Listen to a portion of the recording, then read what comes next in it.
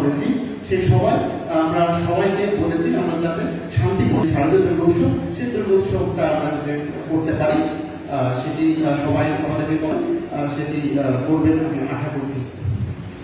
এছাড়া আমাদের আছে হয়তো অনেকে কথা বলবেন, সবসময় আমি যেটা বলবো সেটা হচ্ছে আপনারা প্রাসঙ্গিকভাবে কথাগুলো বলবেন, অপ্রাসঙ্গিক কোনো প্রসঙ্গ পার্সোনালি বলার জন্য সেটা আপনারা পার্সোনালি বলতে পারবেন এবং প্রাসঙ্গিকভাবে আপনাদের বক্তব্য উপস্থাপন করবেন এবং প্রাঞ্জল ভাষায় কোনো সংক্ষিপ্ত যতটুকু যেহেতু আমরা অলরেডি আমরা সময় ম্যাজিস্ট্রেট এবং জেলা প্রশাসক এবং কালেক্টর বাহাদুর জনাব আশরাফুর রহমান স্যারকে স্বাগতম জানাচ্ছি। সবাইকে ধন্যবাদ। আসসালামু আলাইকুম। সম্মানিত সহকারী কমিশনার ভূমি স্যারকে তার জ্ঞান গর্ভ বক্তব্য প্রদানের জন্য। আমরা এমন একটি ঐতিহ্যবাহী উপজেলার মানুষ, আজ আমরা গর্বিত আমাদের জেলা প্রশাসক স্যার এখানে এবারে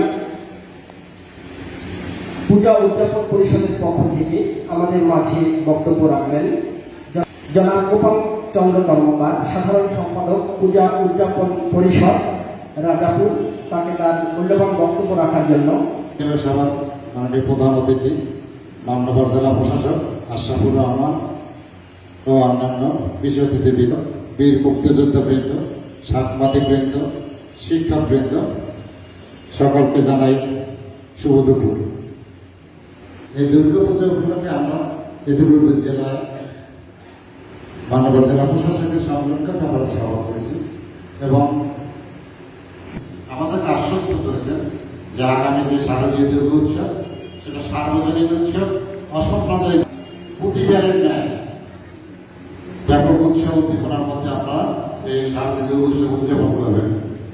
আমরা কর্মকর্তা মহোদয় আমরা আশ্বস্ত হয়েছি এবং আমরা তারই আলোকে গতকাল উপজেলা নির্বাহী কর্মকর্তা মহোদয়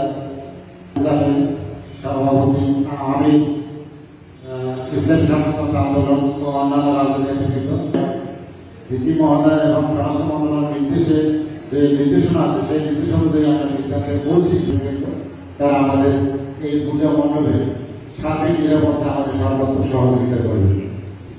আমরা আশা করি বাংলাদেশ অসাম্প্রদায়িক বাংলাদেশ মানুষের মাঝে এই পরিবর্তিত পরিস্থিতিতে কিছু উৎকণ্ঠা